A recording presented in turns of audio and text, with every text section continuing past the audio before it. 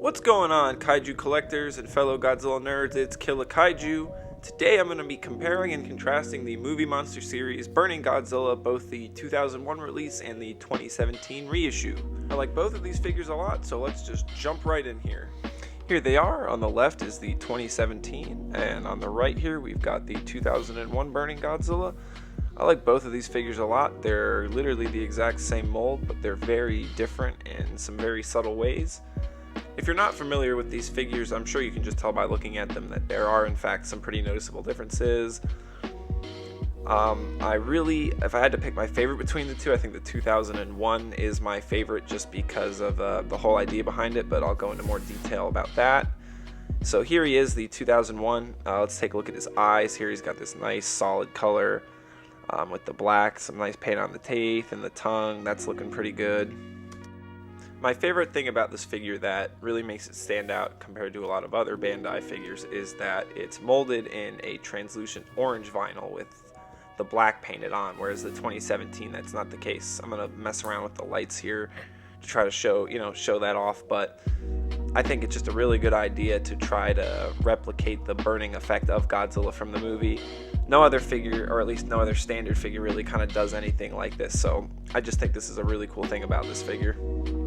I just love the way the dorsal spines look, and just that like little black highlight there on the sides of it, I think just really completes it and makes it look really good. It's probably one of my favorite details of the entire figure. Taking a look at the tail, you can see it's got some white paint on there to replicate how they froze Godzilla at the end of the film. This is something you don't see with Bandai figures nowadays, where they actually paint the edges of the tail, so that's something I really miss from the newer figures. I really like how the fingernails look with the translucent orange vinyl. I think that looks really good, and just the black, like even the imperfections on the black paint really help this figure out a lot, like at the top there near the breast, just to kind of further put home that burning effect from, of Godzilla. Just a lot of, like, even on the legs here, I really like that a lot. It's a pretty simple figure, but I think the idea really brings it home. Looking at the feet, nothing special, just some more, more orange on the knees. Toes look pretty standard, nothing too crazy here. Taking a look at the bottom, we got some info. It says, what's that say? Bandai 2001, China, and I can't really read what the top foot says. And here's the reissue. This figure is a black vinyl with the orange painted on, so literally the exact opposite of the 2001. I really like the way the orange paint looks on this. It has this really fiery, vibrant orange with like a gradient going on. It really catches your eye immediately. I think it looks really good. Even the imperfections here on the orange paint kind of aid the figure. The eye up there is like a nice bright red with like yellow around the pupil. The paint is vibrant. It catches your eye. I think it looks really, really well done. So here's some, more typical Bandai BS from today, whereas we got really nothing on the tail here. No orange, no white, no nothing. That's just lazy to me and kind of a huge disappointment. On this guy, his claws are painted white, and I think it looks pretty good. It's pretty standard. Again, one of my favorite details would be the paint on his chest. The imperfections in the orange, again, like I said, further amplify the burning effect, which I think is really cool. That's something both figures kind of benefit from. I really, really like the way they did the orange paint on this. Like, they captured the essence of the burning nature of it really, really well, in my opinion. Unfortunately, we're only going to do tag time for the reissue here. Pretty standard image of Godzilla on the front, same thing on the back, a bunch of kanji I can't read. And on the inside, much of the same, a bunch of stuff I can't read with Godzilla silhouetted in white there on the right. Just a pretty regular Bandai tag. I do really like the picture of Godzilla on the front. Nothing too crazy going on the feet here, just some pretty standard white paint on the toes. Got a little chip on that one. I like the paint on his knees. And on the feet, same as the other one, it says Bandai 2001 in China, and then on the top one, it's a bunch of kanji I can't read. Oh yeah, it is. Never mind. Let's talk about our articulation now.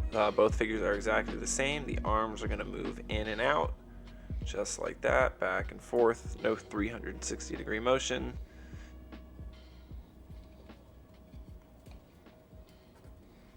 Head's going to do a complete 360. Godzilla is possessed, that's why he's burning. And And same deal here on the legs. They should go all the way around.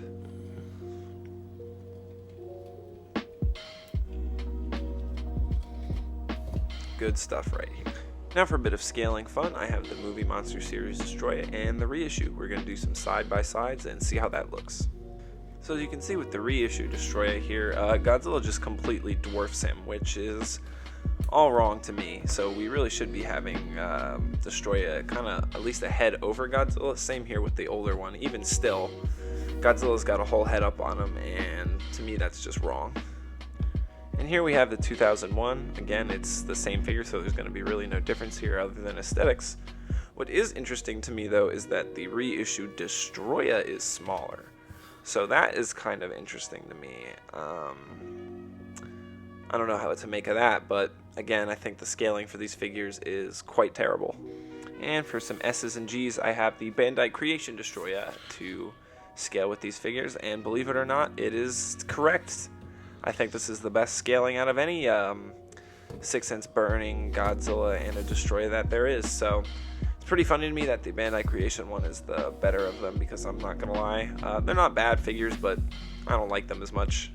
So moving on to my final thoughts here and the ultimate ratings for these figures. I'm going to do things a little bit differently because I kind of got this compare and contrast thing going on here. In terms of paint job, I think I'm going to have to give points to the 2001 for paint job, because I just love the idea of the orange vinyl with the black painted on. I think that's a really creative way to try to replicate the burning effect, and I just think it looks really good. Not that the 2017 looks bad in any regard, I just like the idea of the 2001 better. Now moving on to detail, I'm going to give it to the 2017 because a lot of the details just look a little bit more refined to me in comparison to the 2001. Like the eyes, I think, look better on the 2017. I really like the way the orange paint looks there, kind of like faded and blended in with the black background. The figure, and with the exception of the tail, I say this figure has much cleaner detail than the 2001, whereas the 2001, which doesn't look bad, it kind of just has, I don't know, I hate to put it like this, but the 2017 looks more like quote-unquote realistic to me, whereas the 2001 looks a little bit cartoony. I don't know if you pick up what I mean by that, but that's what it looks like to me. So I'm going to give the detail point to the 2017. Both of these figures are absolutely radical. They're like some of the most bodacious Bandais you could pick up around. Granted, the 2001 is going to probably be a little more expensive because it's older and a little bit harder to find, whereas this one was, reproduced only a couple years ago and is pretty abundant. It's up to you. As a Godzilla collector, I think anyone would be happy to have either of these figures in your collection. Moving on to rarity, the 2017 is not rare in any capacity. I've seen it go online for pretty consistently between $20 and $40. I don't think that's too much to ask for that figure. I think it's a good deal, and if you're looking to pick up a burning Godzilla, that would be a great figure for you to choose. The 2001, I'm going to say exactly the same thing, except that it's an older figure, so it's going to be a little bit more difficult to find.